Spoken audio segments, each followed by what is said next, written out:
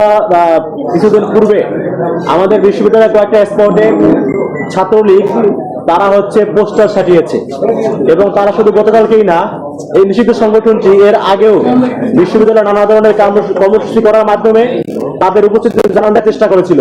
তারা এর পূর্বেও খুনি হাসিনার মোটিভ পড়িয়ে দিয়ে পালিয়ে গিয়েছিল। তারা এর পূর্বেও আমাদের শেড হতে ব্যানার টানিয়েছিল। তারা এর পূর্বেও আমাদের বিশ্ববিদ্যালয়ে কয়েকটা গুরুত্বপূর্ণ গেইটে তালা লাগিয়েছিল। এই সমস্ত জায়গাগুলোতে আমরা মনে করছি এই সমস্ত বিষয়গুলো পেছনে অবশ্যই আমাদের বিশ্ববিদ্যালয় প্রশাসনের সুস্পষ্ট গাফলতি রয়েছে।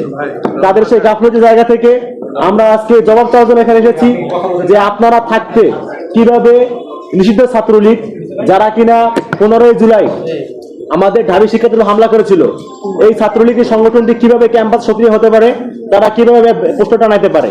তো আমরা মনে করছি এর পেছনে অবশ্যই প্রশাসনের গাফলতি রয়েছে এবং যে সমস্ত জায়গায় পোস্টার টানানো হয়েছে সেই সব জায়গায় যারা দায়িত্বরত দারোয়ান তাদের পেছনে বায়োডাটা, তাদের নিয়োগ সবগুলো আমরা যাচাই করে দাবি জানিয়েছি। এবং বিশ্ববিদ্যালয়ের ক্যাম্পাসে শিক্ষক কর্মচারী থেকে শুরু করে যত ধরনের শ্রেণীর মানুষ রয়েছে তাদের মধ্যে যারা স্বৈরাচারের দোষর তাদেরকে চিহ্নিত করে আইনি আওতায় নিয়ে এসে দাবি জানিয়েছি। আমরা প্রক্টরকে 24 ঘন্টা সময় দিয়েছি।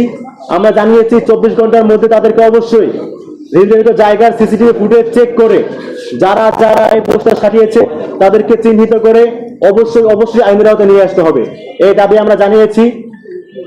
এবং আপনাদের মাধ্যমে ছাত্রলীগের কুলাঙ্গারদেরকে আমরা বার্তা দিতে চাই, তোরা কান খুলে শুনে রাখ, রাতের অন্ধকারে চোরের মতো এসে ক্যাম্পাসে পোস্টার টানিয়ে নিয়ে চলে যাও।